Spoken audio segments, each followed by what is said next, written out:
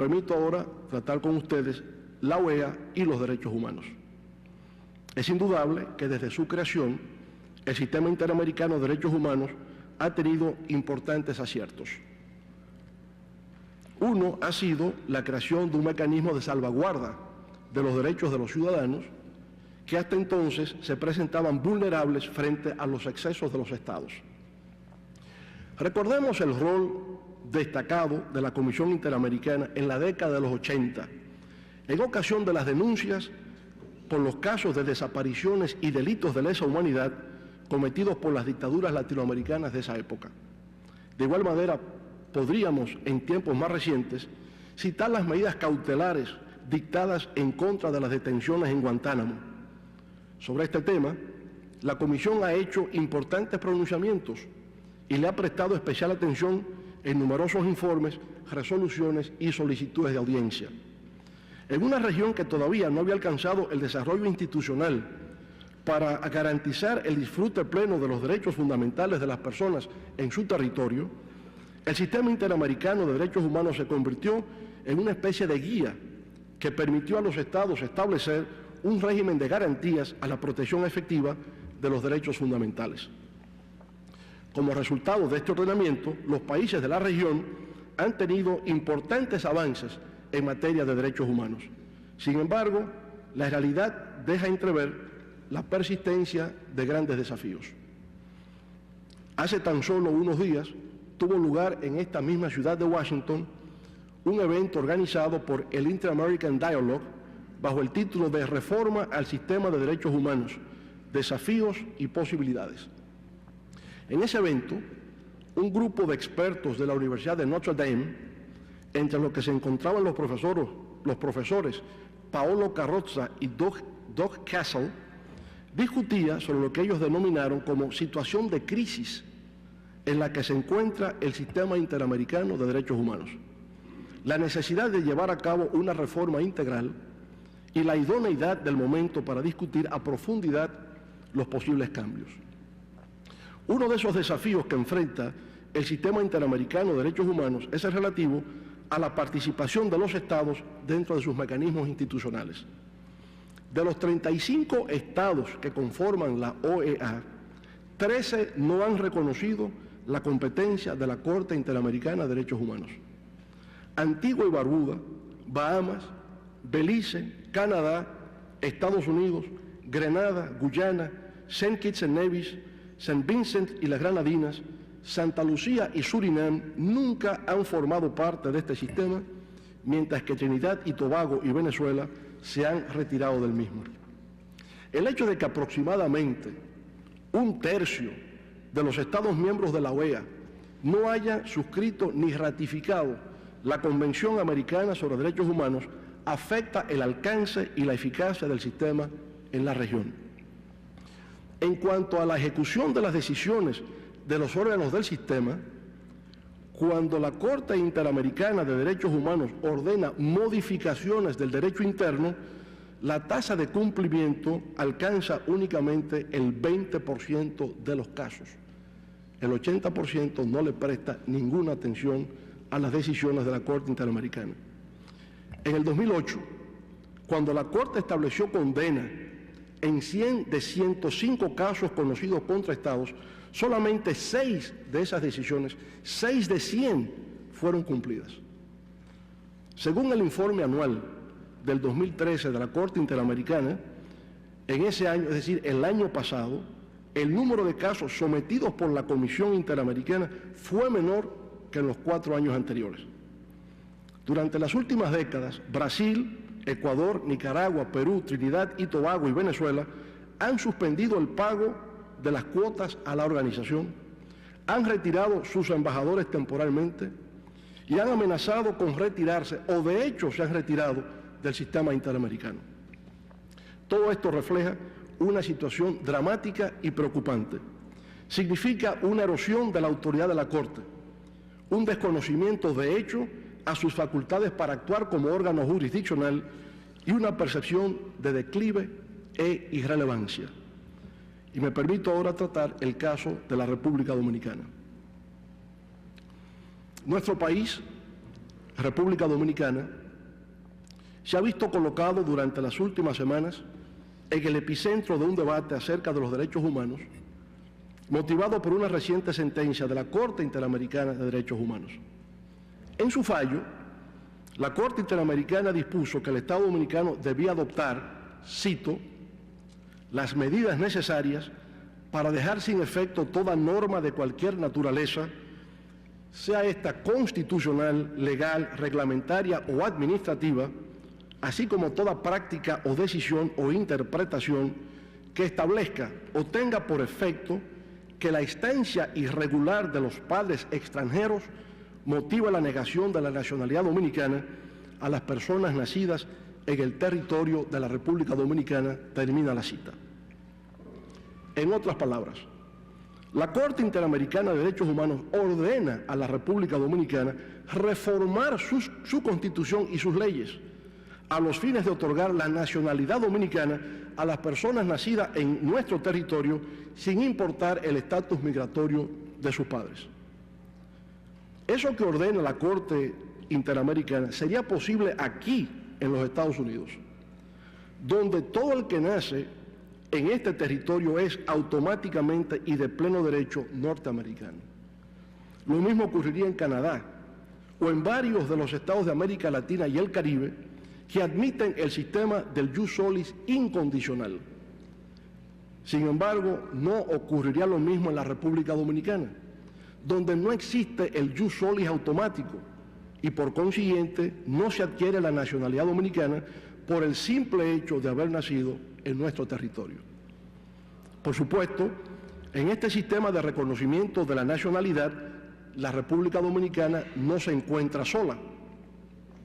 De acuerdo a un informe del año 2010 del prestigioso Centro de Estudios de Migración de los Estados Unidos, de los 194 Estados miembros de las Naciones Unidas, solo 30 admiten el sistema del jus solis sin ninguna condición, lo que quiere decir que 164 países, entre los que se encuentran la República Dominicana, Haití y Costa Rica, han optado por no reconocer automáticamente la nacionalidad de las personas que nacen en sus respectivos territorios.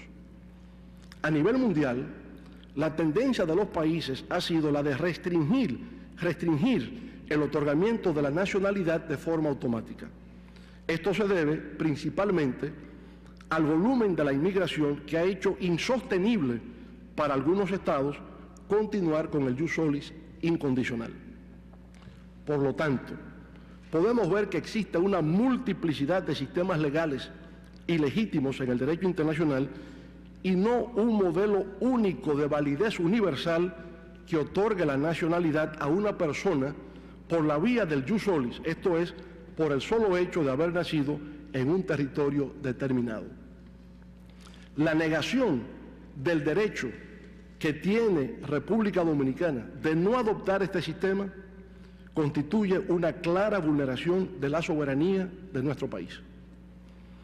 Por todo lo antes indicado, el Estado dominicano está impedido de acoger y acatar esta decisión de la Corte Interamericana en razón de que, primero, nuestra Constitución ya establece un sistema de otorgamiento de la nacionalidad. Segundo, la Convención de La Haya reconoce la facultad de los Estados soberanos de legislar internamente el tema de nacionalidad. Tercero, por la propia jurisprudencia de la Corte Interamericana. Cuarto, por el fallo de nuestra Suprema Corte de Justicia. Y quinto, por la decisión del Tribunal Constitucional Dominicano, intérprete último de nuestra ley sustantiva. En lo que se refiere al texto constitucional de la República Dominicana, en su artículo 8 se dice lo siguiente, cito: son dominicanos y dominicanas, 1, los hijos e hijas de madre o padres dominicanos, el derecho de sangre. 2, quienes gocen de la nacionalidad dominicana antes de la entrada en vigencia de esta Constitución. 3, las personas nacidas en territorio nacional, ese es el derecho. Todo el que nace en principio en territorio dominicano es dominicano, con excepción de los hijos e hijas de extranjeros, miembros de delegaciones diplomáticas y consulares, y de extranjeros que se hallen en tránsito o residan ilegalmente en territorio dominicano. Se considera persona en tránsito a todo extranjero definido como tal en las leyes dominicanas. Bueno, en lo que atañe al Convenio de La Haya de 1930, este consagra en su artículo primero el derecho soberano de los estados a determinar quiénes son sus nacionales, cuando dice lo siguiente, cito: cada estado determinará en su ley interna quiénes son sus nacionales. Esta ley deberá ser reconocida por otros estados mientras sea consistente con las convenciones internacionales. Por otra parte, la jurisprudencia de la Corte Interamericana de Derechos Humanos en los casos de las niñas Jean y Bosico e incluso en la reciente sentencia del 28 de agosto de 2014 reconoce lo siguiente, cito directamente el razonamiento de la Corte Interamericana de Derechos Humanos. La determinación de quiénes son nacionales sigue siendo competencia interna de los estados. Sin embargo, su discrecionalidad en esta materia sufre un constante proceso de restricción conforme a la evolución del derecho internacional, con vistas a una mayor protección de las personas frente a la arbitrariedad de los estados. Así que en la actual etapa de desarrollo del derecho internacional de los derechos humanos, dicha facultad de los estados está limitada, por un lado, por su deber de brindar a los individuos una protección igualitaria y efectiva de la ley y sin discriminación, y por otro lado, por su deber de prevenir, evitar y reducir la apatridia. Y en la sentencia reciente de agosto de este año, reiteró la Corte. La Corte considera que la determinación de quiénes son nacionales sigue siendo competencia interna de los estados. Sin perjuicio de ello, resulta necesario que dicha atribución estatal se ejerza en concordancia con los parámetros emanados de normas obligatorias del derecho internacional a las que los propios estados, en ejercicio de su soberanía, se hayan sometido. Así, de acuerdo al desarrollo actual del derecho internacional de los derechos humanos, es necesario que los estados, al regular el otorgamiento de la nacionalidad, tengan en cuenta a su deber de prevenir, evitar y reducir la apatridia, y b, su deber de brindar a los individuos una protección igualitaria y efectiva de la ley y sin discriminación, termina la cita. También la jurisprudencia consagrada por la Suprema Corte de Justicia de la República Dominicana, actuando en condición de Corte Constitucional, en el año 2005 sostuvo lo siguiente, cito, dice nuestra Suprema Corte de Justicia: considerando que la Constitución de la República, en su artículo 11, consagra el principio de que la nacionalidad dominicana originaria puede resultar de dos causas: del hecho de haber nacido en el país o por haber nacido de padre o madre dominicanos, en ambos casos con las excepciones indicadas. La decisión del Tribunal Constitucional, la sentencia 168-13, dictaminó lo que sigue, cito: en el derecho internacional público, desde hace casi un siglo, la configuración de las condiciones para el otorgamiento de la nacionalidad ha sido internacionalmente reconocida como parte del dominio reservado o competencia nacional exclusiva del Estado, y corresponde ahora al Tribunal Constitucional determinar si en la especie se configura una violación a los derechos fundamentales, termina la cita. A pesar de los avances que registra el derecho internacional, que reconoce el papel de los individuos como sujetos no estatales de las normas internacionales, la soberanía de los estados sigue vigente. Los estados siguen siendo los creadores de las normas internacionales y algunos derechos se siguen considerando un ejercicio de soberanía estatal, entre ellos el determinar quiénes son sus nacionales. Si bien es cierto que existe un principio que dice que los estados no pueden alegar sus normas internas para el incumplimiento de una obligación internacional, no es el caso que se presenta en la República Dominicana. Las obligaciones internacionales que ha contraído la República Dominicana en materia de nacionalidad no consiste en la adopción de un sistema determinado, sino, tal como describió la Corte Interamericana, en evitar la apatridia y la discriminación en el otorgamiento de la misma. Se comprende como una preocupación legítima que una persona pueda quedar en condición de apátrida. En tal virtud, el artículo 20.2 de la Convención Americana de Derechos Humanos consigna que, cito, toda persona tiene derecho a la nacionalidad del Estado en cuyo territorio nació si no tiene derecho a otra. Repito, dice la Convención Americana, toda persona tiene derecho a la nacionalidad del Estado en cuyo territorio nació si no tiene derecho a otra. En cumplimiento de lo dispuesto por esa normativa sobre derechos humanos, la República Dominicana, en el artículo 28 de la Ley de Migración, número 285-04, prevé la inscripción en un libro de extranjería de todo niño o niña nacida en nuestro territorio de padres no residentes, así como de su declaración ante el consulado del país de nacionalidad de la madre. Este artículo establece que, cito directamente, las extranjeras no residentes que durante su estancia en el país den a luz a un niño o niña deben conducirse al consulado de la nacionalidad a los fines de registrar allí a su hijo o hija.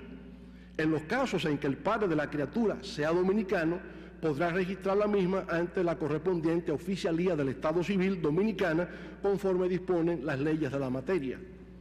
Todo centro de salud que al momento de ofrecer su asistencia de parto a una mujer extranjera que no cuente con la documentación que la acredite como residente legal, expedirá una constancia de nacimiento de color rosado diferente a la constancia de nacimiento oficial con todas las referencias personales de la madre.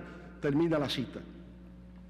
Como puede observarse, al disponer la legislación dominicana de la manera en que se registrarán los casos de nacimiento de padres no residentes legales en el país, es evidente que la criatura no queda en estado de apatridia, ya que, como requiere la Convención Americana de Derechos Humanos, tiene la posibilidad de otra diferente al lugar donde nació. Más aún, luego de un proceso de consulta con las principales fuerzas políticas, económicas, sociales y religiosas, el Estado Dominicano ha puesto en marcha el Plan Nacional de Regularización de Extranjeros en Situación Migratoria Irregular, el cual, en conjunto con la Ley 169-14, que establece un régimen especial para personas nacidas en el territorio nacional inscritas irregularmente en el Registro Civil Dominicano y sobre naturalización. Esas disposiciones superan incluso las obligaciones internacionales contraídas por la República Dominicana para evitar la apatridia. Y esto así porque garantiza la identificación y regularización migratoria de aquellas personas que, habiendo nacido en la República Dominicana, no cuentan con un registro que los respalde. En resumen, señoras y señores, podemos afirmar que en el caso de la República Dominicana no podría hablarse de personas apátridas en razón de las previsiones de nuestro sistema legal. La República Dominicana se ha preocupado de evitar la apatridia, dando fiel cumplimiento a sus obligaciones bajo los distintos acuerdos existentes en materia de derechos humanos. También podemos afirmar de manera inequívoca e irrefutable que en nuestro país no se produce una situación de discriminación en detrimento de un grupo nacional determinado. La ley en la República Dominicana es de aplicación general para todas aquellas personas que nazcan en territorio dominicano, sean norteamericanos, españoles, franceses, italianos, colombianos, mexicanos, chinos o haitianos. Todos, sin discriminación alguna, están sometidos al mismo régimen legal. A pesar de todo esto, la Corte Interamericana, sin embargo, ha ordenado al Estado Dominicano adoptar las medidas necesarias para dejar sin efecto toda norma que establezca condiciones al reconocimiento de la nacionalidad por la vía del jus solis. La no concesión automática de la nacionalidad por la vía del jus solis no es una violación a los derechos humanos, como erróneamente ha interpretado la Corte Interamericana de Derechos Humanos. Por el contrario, lo que ha habido es una extralimitación por parte de la Corte en su decisión, lo que desafortunadamente la conduce a una situación de deslegitimación y crisis de confianza ante los estados que, como la República Dominicana, voluntariamente y de buena fe decidieron ser parte del sistema interamericano, como forma de garantizar el pleno ejercicio de los derechos fundamentales por parte de los ciudadanos. Pero debo decir que en esta situación la República Dominicana no está sola. Otros estados de la región se encuentran igualmente alarmados por lo que consideran como inconsistencias en los fallos de la Corte Interamericana de Derechos Humanos. El gobierno boliviano anunció el año pasado su intención de renunciar a la jurisdicción contenciosa de la Corte por su falta de independencia y por entender que sus decisiones no se corresponden con los principios de justicia. Entre 2009 y 2013, la Comisión Interamericana admitió a trámite 40 procesos contra Ecuador, de los cuales 9 pasaron a la Corte Interamericana. Eso ha motivado la inobservancia y la crítica abierta por parte del gobierno ecuatoriano al sistema interamericano de derechos humanos. El gobierno de Brasil cuestionó la decisión de la Comisión Interamericana en el caso de la construcción de la presa hidroeléctrica de Belo Monte, por lo cual retiró su embajador ante la OEA, desistió de presentar candidato a la Comisión Interamericana y suspendió el pago de sus cuotas al organismo regional. Después de la reacción de Brasil, la Comisión revisó su decisión y modificó su objeto. Ya no solicitaba la suspensión del proyecto, sino tan solo pedía al Estado brasileño no tomar medidas para proteger la vida y la salud de los miembros de sus comunidades indígenas. De lo que hemos discutido, se generan importantes reflexiones para todas las partes.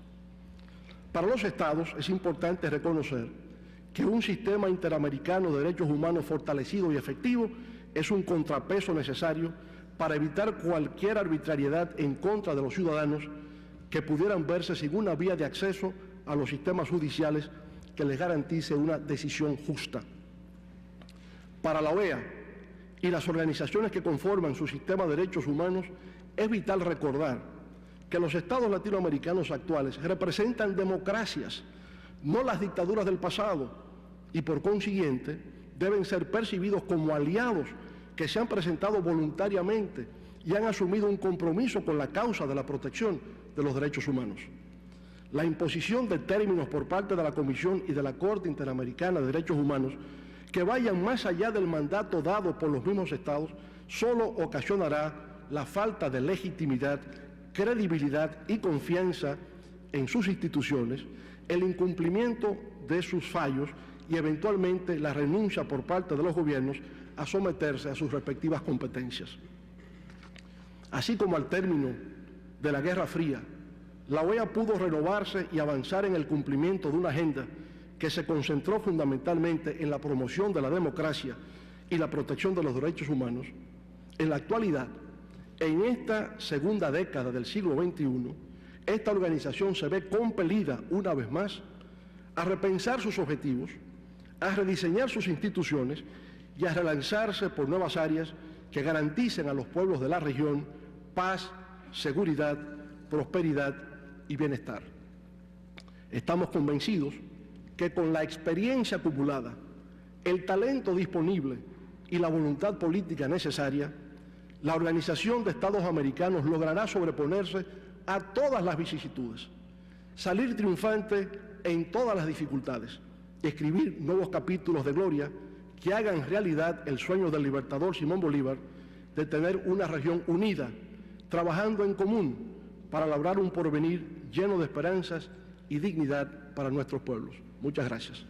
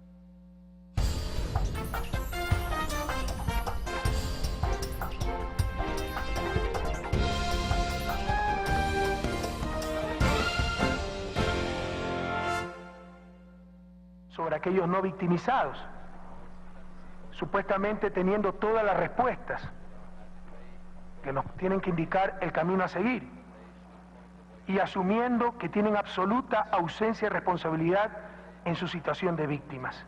¿Qué daño hacen a esos que supuestamente quieren ayudar? Obviando las responsabilidades que tienen en su situación, haciéndolos creer que tienen todas las soluciones y todas las respuestas, incluso antes de saber las preguntas, haciéndoles asumir que ellos por naturaleza son buenos y todo el resto, no victimizados, son malos. Y tenemos casos realmente terribles.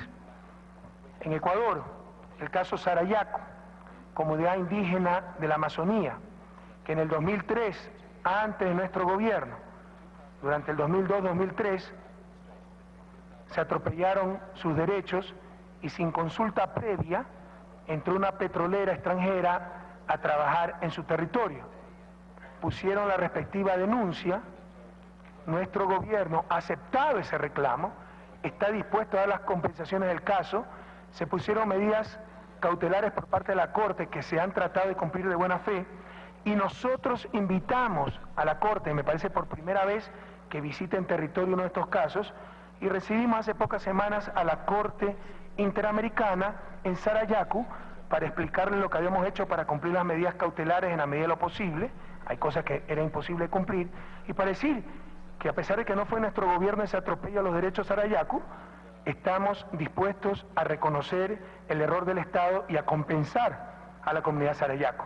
Pero que nadie se engañe, detrás del reclamo de los indígenas Sarayaku están ONGs internacionales, de esas que tratan de imponer en nuestro territorio lo que nunca lograron en sus países, un radicalismo y un fundamentalismo irresponsable, disfrazado de respeto a la naturaleza, y querían ir mucho más allá.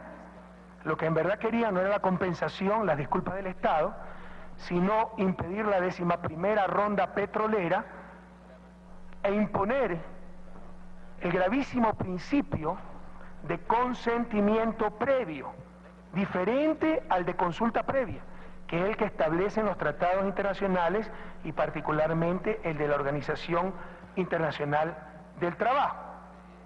Pero ¿cuál fue la más triste sorpresa? Que había dos supuestas especialistas enviadas por la Comisión Interamericana de Derechos Humanos que tenían la misma postura extremista de ciertos dirigentes sarayacos y ciertas ONGs extranjeras que lo apoyan. Es decir, declarar a Sarayaku libre de exploración y explotación petrolera e imponer no la consulta previa, sino el consentimiento previo. Ojalá todos entendamos la gravedad y la irresponsabilidad de estas dos supuestas especialistas enviadas por la Comisión. Y si esto es parte del mandato que consta en la Convención Interamericana de Derechos Humanos. Ojalá que entendamos que en todas partes del mundo la riqueza del subsuelo es de todo el Estado y que buscar el consentimiento previo significaría pasar de la democracia de la mayoría a la democracia de la unanimidad, con lo cual sería imposible administrar nuestros países. Por favor, un poco más de responsabilidad, un poco más de respeto a la soberanía de nuestros países, un poco más de respeto a la normativa de la Convención que le da como función a la Comisión Interamericana el promover los derechos humanos y no el terrorismo pseudoecológico.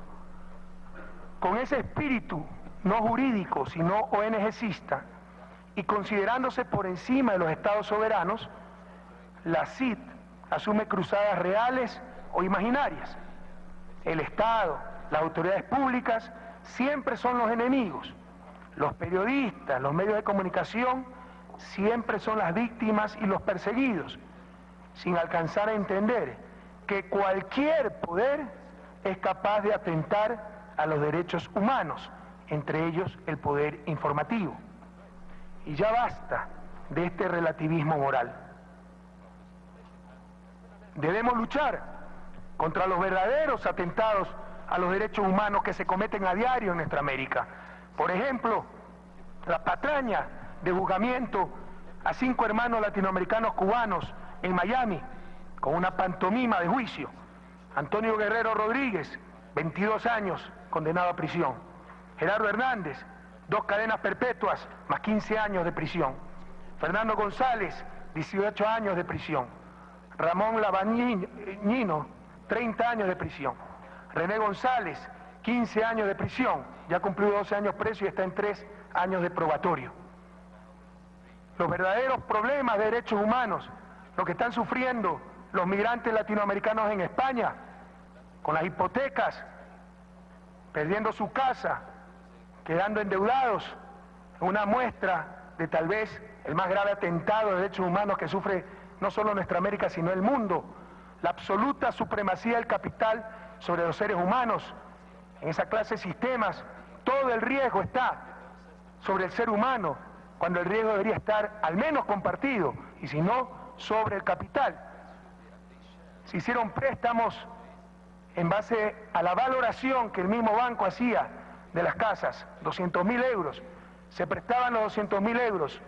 Se desplomó la burbuja inmobiliaria, ahora esa casa vale 100.000 euros.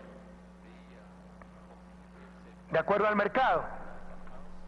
Cuando no puede pagar, esa persona endeudada devuelve la casa, solo se la cotiza a 100.000 euros y se queda endeudado por 100.000 euros más. Sin casa y endeudado.